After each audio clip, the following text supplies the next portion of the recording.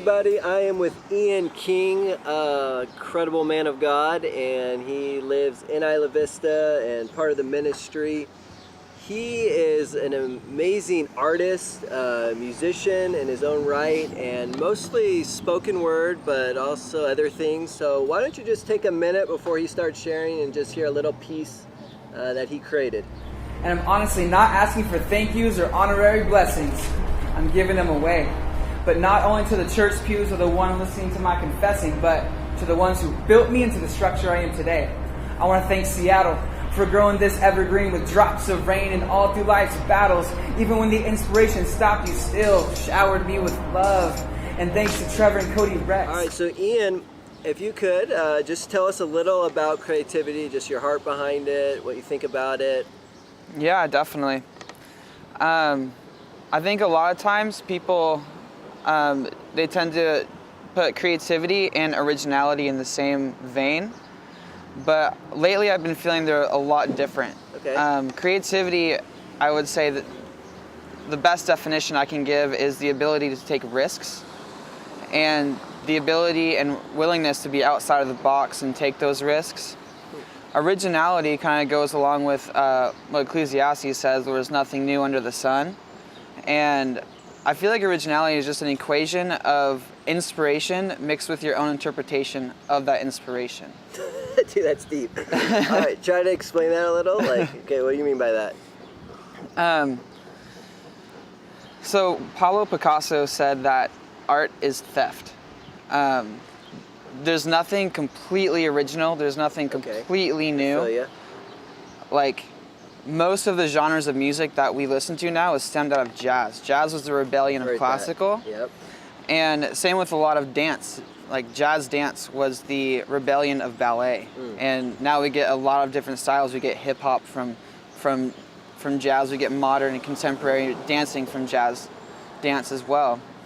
And the inspiration is your ability to look at something and say, I like that idea, and you take that idea and mold it into something for yourself and your own interpretation of that thing that inspired you, and then put it down into whatever your creative outlet is. That's awesome, man. Would you say that's how spoken word kind of began for you? Like watching other artists, people, and then being like, dude, I can do that? Absolutely. I mean, I think my biggest inspiration growing up, I was writing poetry like in 5th grade because... Dude, that's cool. Because I was... You are an artist, man. I started listening to Tupac like in 5th grade, which is not the best thing, but like he wrote poetry. And then when I saw him write poetry, I was like, okay, I can do this too. And so I put all of my feelings, all of my emotions, whatever they were, into poetry.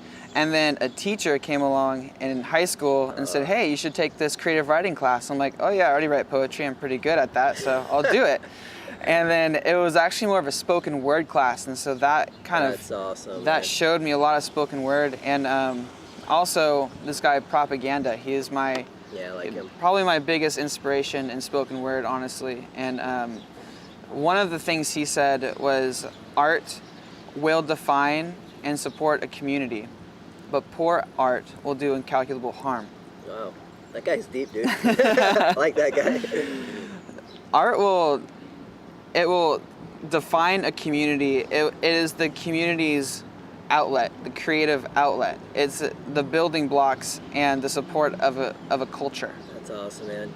Last thing real quick, we gotta go, but like, how do you grow in just as an artist? How do you get inspired yourself? Like, I'd say the best thing to do is take whatever inspires you, whatever. If you're a musician, take visual art. If you're a visual artist, take music, take writings, take dance. Anything that really inspires you, and steal it for yourself, and then put your own interpretation behind it, and then do something with it.